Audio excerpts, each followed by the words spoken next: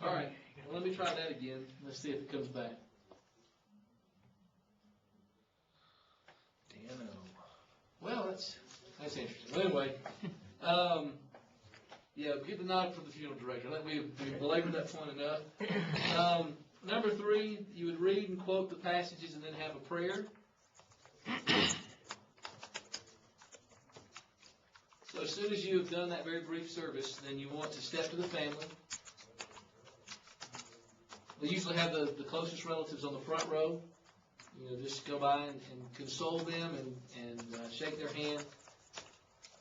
Encourage them, be sincere.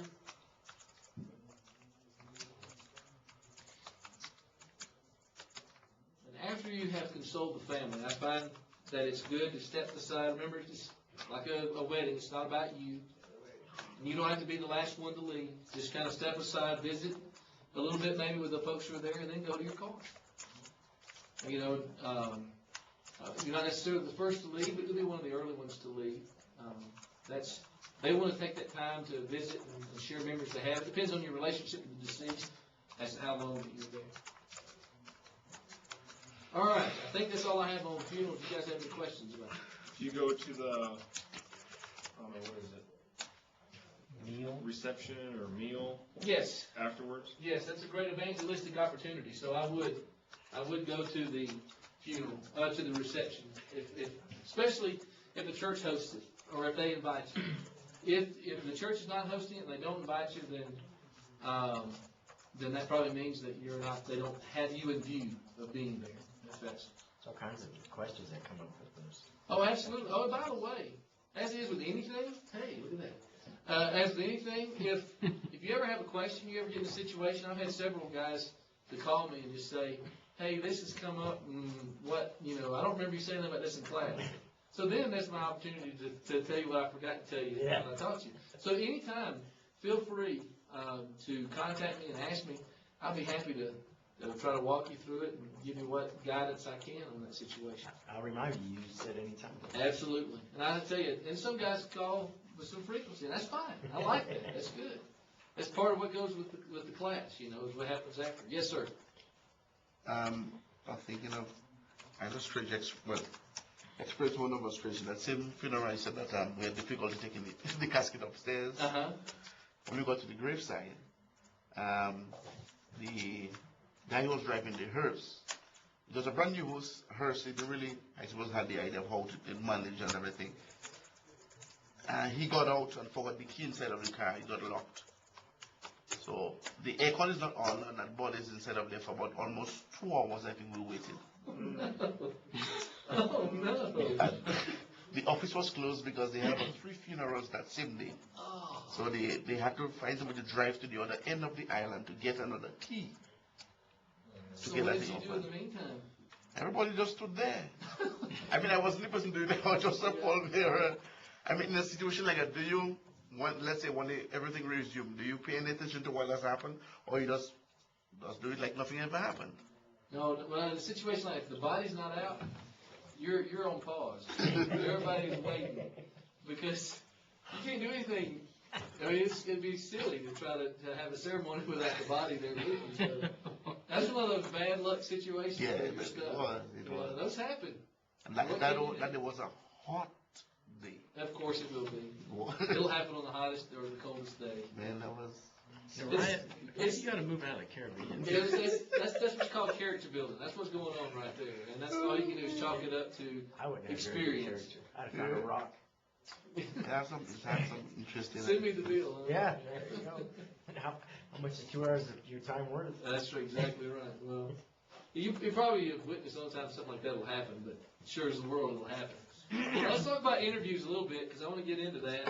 We've got quite a bit of ground to cover, and what I intend to, and I'm gonna probably print off some material for you, but I'm gonna try to make sure that everything that you're responsible for, except for balance, is what I've taught in class. So it'll just be extra supplemental stuff.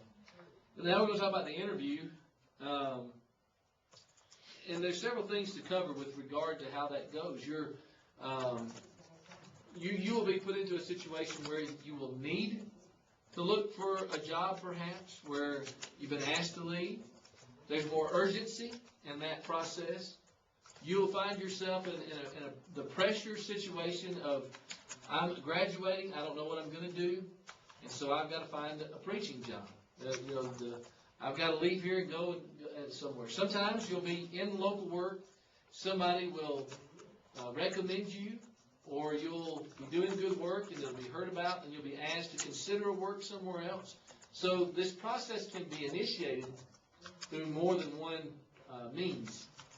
But no matter why you're looking or in the interview process, I think these are some principles that you need to consider no matter what. One thing you never want to do is to take a position out of the desperation of, I need a job. You got to be very careful about that, because that's when you can make a bad decision. Like if you know you're fixing to get married and you're fixing to graduate from college and you got to have a preaching job, you may not make your best decision in a situation like that. So trust the Lord that He's involved, and don't get ahead of it. Be married to get a preaching job. No, well, that can happen. That can happen. But there's always some factor. Yeah. It may be you're single, maybe you're too young, you're too old, you're too inexperienced. Any number of things. All kind of things can mitigate yourself. All right, number one, remember the value of listening well. When you're sitting in the interview process, whether it's by phone, an initial interview, or face to face, take notes. What are you listening for? What is their attitude toward the preacher? What is their attitude toward this work? What are their expectations? I'm taking notes about, is there dominant personalities here? Is there one guy who's kind of in charge here? I'm talking about whether this is an eldership or a men's business meeting or a committee. I want to know, is there somebody driving this?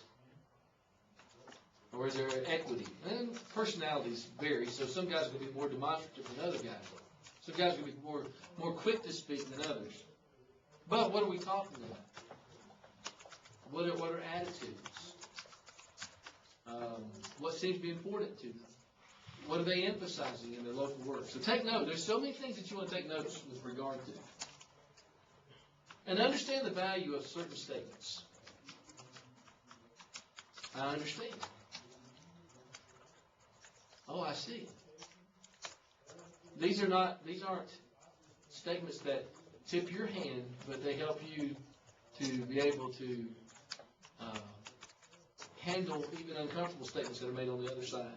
I appreciate that. Or may I discuss this with you? These are just qualifying statements that help you to either ask questions or to field things that are being said. Are there any ways to see those statements you're talking about? Oh, you've got some examples? Triggers that, he says something in you, that it should trigger that this is something you should pay attention to. Oh, yeah, we're good. Let me deal with that here Okay. later on. All right. Yeah. Always watch the tone of your voice.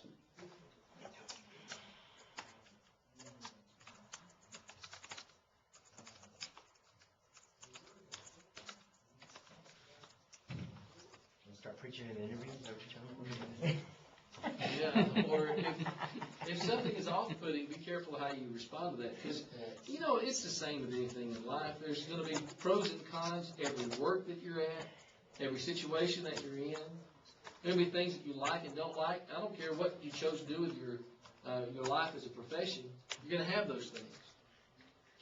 Professionalism is really involved in a lot of areas. Absolutely.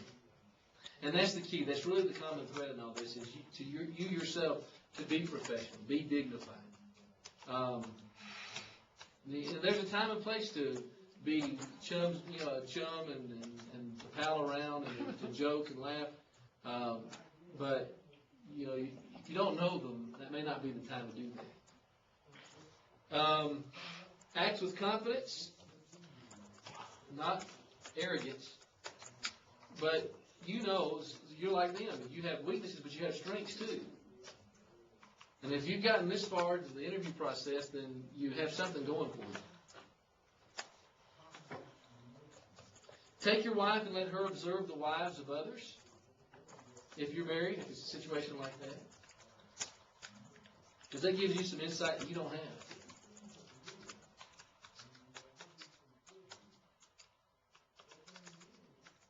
And understand and realize that you don't have to defend your positions. They want to argue about instrumental music, about the fact that the church is not a denomination. You don't have to argue with them. The Lord is blessing you. He is giving you insight into what you would be dealing with in that situation. Well, I don't think that's right, preacher. Well, okay, that's right. You know right away then. Yeah, be kind, be dignified. Fight with this guy all day. That's just the writing on the wall before you have to worry about it. All right, come to an understanding of some of the moral and doctrinal issues that are facing us. Like what? What are some things that you would want to know how that congregation stands? Marriage, divorce, remarry. Okay, that certainly would be that. And that's one that requires some more investigation. And then when you discuss that, and they say, if they say, well, what is your view? You say, well, one husband, one wife for life, except for fornication and death, however you say it. And they go, yeah, that's good. So I would follow up saying, do I take it then that we're on the same side of that matter, or that we are in agreement? Not just, yeah, that's good. So I understand that can mean That'll work. the elders, Is that what you think? Oh, yeah, go ahead. yeah, 220, 221, whatever. So MDR certainly is one. And here's the thing, guys. I know that probably gets emphasized here more than a lot of places, but here's the material reason why something like that matters. If you can pull that stake up out of the ground, why can't you? Because it's in the black and white of Scripture. Why can't you pull up any other stake that's put in the ground by our Lord? If that can come up, why not the role of women? Why not singularity of the church? Why not salvation is only through Christ? Because they're all in black and white. Why not homosexuality? You see? So it is important to understand where they are on that. And that really is because that does seem to be an area where brethren go first before they go to some of those other areas. Why? Makes sense, doesn't it? That's society that we live in. Not only that, but we're all impacted by it. I would be surprised if you told me you didn't have somebody in your family who's in an unscriptural situation. I think we all do. Multiple, in many cases. What else do you want to get an understanding of the issues regarding? Church discipline. Okay. Church discipline. Music. Okay. Baptism. All the things you studied in what? What was that in hermeneutics or denominational doctrines? Well, both. It was kind of both there. Both was. Okay, so you're gonna those would be some of the things. How about some moral issues? Dress code. Modesty, so to speak. So if they say, well, what do you do, preacher? Well, what's your view on that? Well, I'd say, well, I don't make it a hobby. I mean, you guys have been here. Do I preach on modesty every week? But I've preached on it. Or twice a quarter. Well, you're going, that guy's got a problem. He kind of fixated on that. Maybe he's struggling with stuff privately or whatever. But I do want to know, and of course you can kind of figure some of that out. There is a line somewhere. What kind of feeling on that? What other kind of things? What is your view on the authority of the elders? Do they have authority? Or are they just figureheads? See, I want to know that. That's a very material. There's some who say, elders, they don't actually have any authority. Well, what about Hebrews 13? They have the rule over you. That produces a situation where there's some in subjection and some who have oversight. The word itself carries with it that idea. The overseers. So that's an important thing. Inspiration of the Bible. Inspiration, definitely. We're not talking about what version do you use. Oh, you use the New King James. I can't come work with you guys. I'll tell you this. I've been places where I've heard unsatisfactory answers on church discipline. But a lot of other things were where they needed to be. There are some issues where you go, well, maybe I can work with that because it doesn't change the nature and identity of the church. Maybe with some teaching, with some patience, they'll come around on that. Now, be careful. Something like marriage, divorce, and remarriage. The implications of that position are that you may have people on pews who are not in scriptural relationships, and that may make it very difficult for you to help them grow in that area down the road. I've heard guys say, I'll go in there and I'll teach them. Well, that's very altruistic. That's very noble in intention. But in application, that's very tough. Teach them to resent you, maybe. Yeah, you know, look at this troublemaker. Yeah. You know, he's in here trying to bust up our marriages. Okay. New hermeneutic, or I don't know, emergent, you know, stuff. I don't know. You don't ask it in that way, but you want to kind of know. And a lot of it is inspiration, the authority. Is this authoritative? Right. Is this normative, or is this for a different culture, only for that culture and that time? So I want to know is their attitude towards Scripture. You got to get the idea there. Extremism, or you know, you might just throw out a name like, what do you think about contending for the faith? Oh, we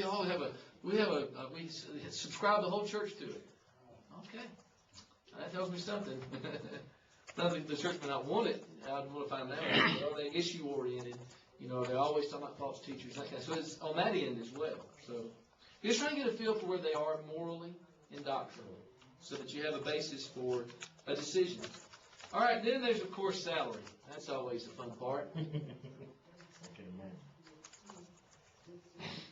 Now I don't think that you go in there saying I need this kind of figure to live. But how you can handle that is when, that usually comes later in the process. They say this is the man we want. Can we afford to have him come? All right, so you begin to talk about what are some of the essentials. What are some matters that you really need to have. All right, you've already heard, depending on your disposition on the Social Security tax, there's 15.2% that you've got to add on to the top of whatever there is. Insurance, again, you know, universal health care may be coming down the pike, but as of now, you have to provide that. That's going to cost money.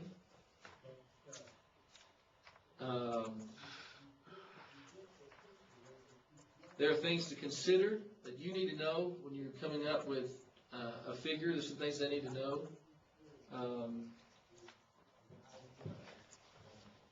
course, there's food and OTC items, groceries and non-perishables. Some things, and I don't know, there's essentials. You guys know all the essentials. You're making a budget right now. There are some other things that come into play that you need to try to mention without making money be the topic of the conversation. What are things that you guys are going to have to face that some others may not? How about showers that you have to go to? Now, Scott, that'll be a good thing there. You can miss some wedding and some baby showers. But you may still have to lay a gift back there for them, you know. So that costs money. And, you know, depending on the size of the congregation or the age of the congregation, there'll be a lot of those kinds of things. Neal, they always invite me to showers, all the girls that come, because they'll be single women. Oh, do they say that? And you're like, oh man, sore throat. Yeah, because I don't know too many guys. Even when they say, oh, the tough ones, and they go, and we had one of these. We had a tool and gadget shower for our wedding, so it was a guy and girl thing. But most of us, when we hear, oh, guys are invited to the shower, you don't see a bunch of guys going, all right, turn. And we're like, oh man, the Falcons are playing that day. What are we doing? Cleaning bills, entertainment. You're gonna have folks into your home. You just gotta you factor those things in. I don't know. You guys know it's better to own your car than to be paying for it. Sometimes you're in a situation where you're paying for a car. You know, those kind of things go in there. So what you got to do is just look through your budget, and you may have to make some sacrifices. Obviously, you're not in preaching to get rich, but you've got to be provided for. And so what you need to do is be informed about what it costs to live in an area like that. I moved from Virginia to here, 7% higher cost of living here than in Virginia. That's just cost of living. Housing market, and I came from Richmond, almost in the D.C. corridor. So that's better than Oklahoma or Arkansas and some of those areas where the house values have been almost impossible. Well, you get a lot less house for a lot more money. So you have to factor those things in, be informed. If a congregation is showing interest in you, go to the Chamber of Commerce, go to the local website, find out. There's cost of living websites. And all you do is just Google median income, cost of living, and then just plug in the two cities and find out what it is. It may be to your advantage sometimes financially. All right, so that's the kind of thing that you want to find out about is, and that usually comes later. You know, I'm not. I could say a lot more. I just want to be very careful because this is a very individual thing, and you don't want to be so unreasonable that they go, well, I sure would like to have that guy come and be the preacher here, but he's too expensive. But you also don't want to be lowballed and going somewhere and you can't afford to go there. So you've got to analyze the offer that's given and say, I can do this, or counter and say, I appreciate that, guy. I know you want to do what's fair and what's right. Help me to understand on that salary X, Y, and Z, about cost of living, about house cost, and about those kinds of things, about Social Security or whatever else that there is. And then don't say, I'm not coming if you don't raise it, X number of dollars. But have them to talk about, how do we address these kinds of concerns? Well, we can't do that. Or they'll say, well, let's go back and talk about it. And then maybe they approach the congregation and say, we need to increase our contribution $300 or $400 a week in order to have this happen. And they come back and say, we think we can make it work. And it's in the Lord's hands, and then you just do the best you can to help the church to not regret that decision. So that's finances are a very difficult thing to advise or counsel when that's so individual. Because you guys are going to go I don't know where all you're going to be going. Well, some of you don't know where you're going to be going. The church I'm at now, they want me to stay, but it's not going to. They're going to give me what they can, but the rest is. And you've got to figure out whether that's work. So it's totally different. Yes. I've mentioned on here that the salary is 52 weeks a year. That's probably not an issue anymore, but sometimes they say, well, if you take 2 weeks of vacation, then we're not going to pay you those weeks. Or if you have to fill the pulpit for you. But that's almost non-existent anymore. I haven't heard that in so long that I won't even spend any more time on it. Tenure issues. How long has the previous preacher been there? Well, we've had 8 preachers in the last 9 years. Okay, well, it's nice talking to you guys. No, but it is good to find out, can they keep the preacher or not? We'll just pick up there, because I got a whole lot more to develop with regard to tenure. I'm going to go through this material, and if you guys have some questions about things regarding the interview process, feel free to ask me. Some of you guys have more experience with getting jobs than I do in the overall, but with regard to preaching, maybe I can help you with a little bit. Yeah. There are plenty of interviews out there, but not as far as a preacher. All right, and there's some things that are going to be the same, some things are going to be different with regard to that. I've had 2 interviews in my